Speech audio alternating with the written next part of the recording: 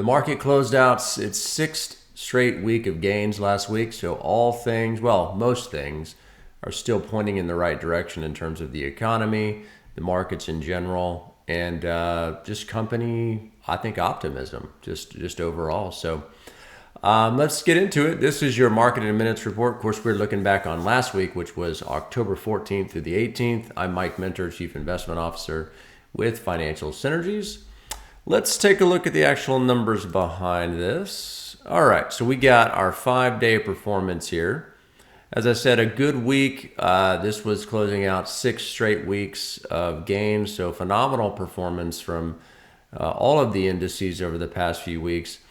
The only one that had a little bit of a blip in the road last week were the foreign developed stocks, which is the MSCI EAFE down here on the bottom. But as you can see, just across the board domestically, very, very good week. Small caps continue to be on a tear.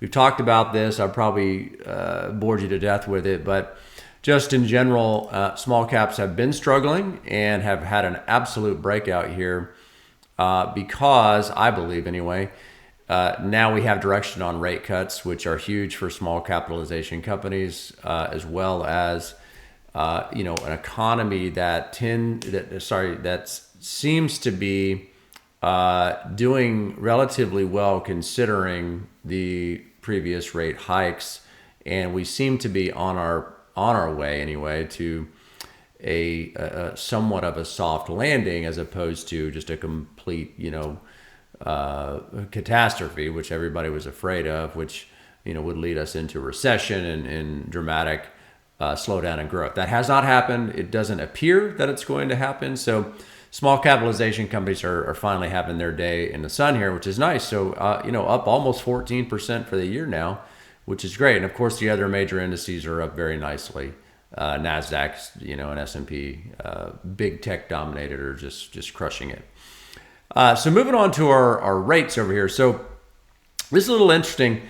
These actually ticked up rather than ticking down since the Fed announced, actually started cutting rates.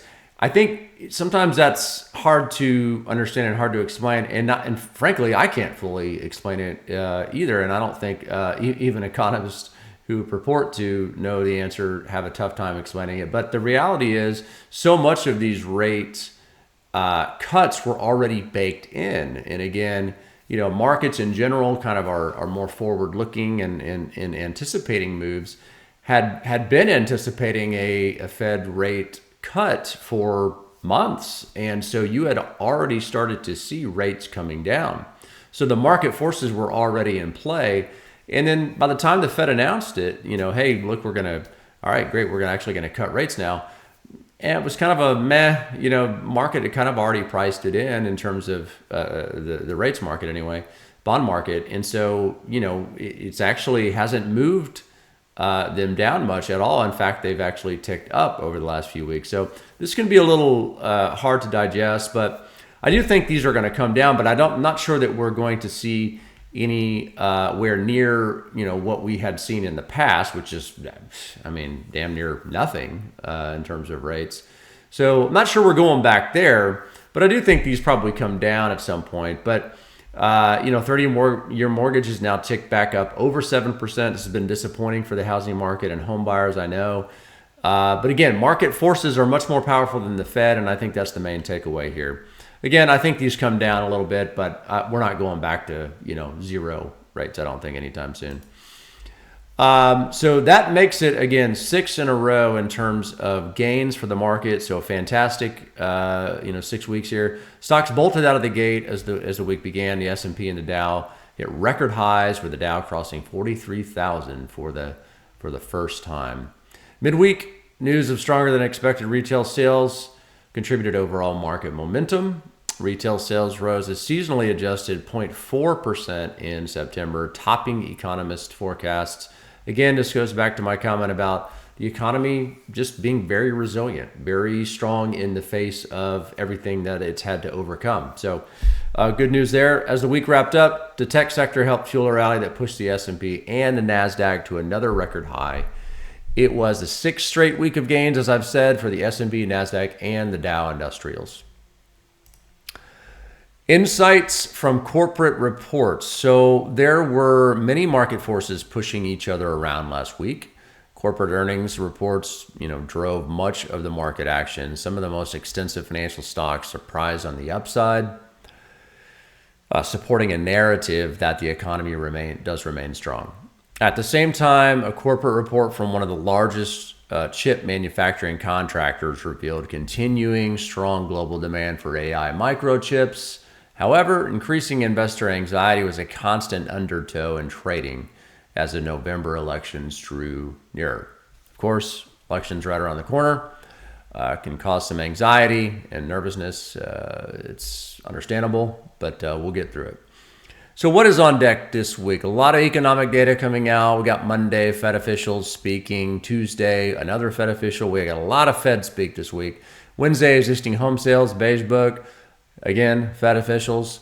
Thursday, we have our new home sales, weekly jobless claim. This will be a big day, Thursday, to kind of see where those reports come in. And Friday, we have durable goods and consumer sentiment.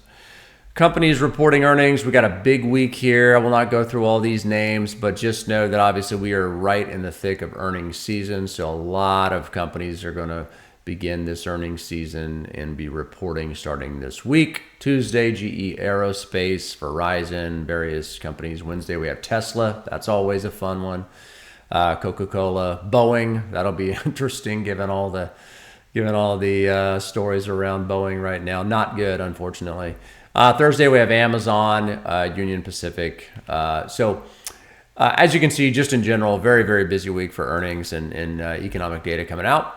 As always, folks, I appreciate you tuning in, and we'll report back to you next week on what we find this week. Here is all our contact data.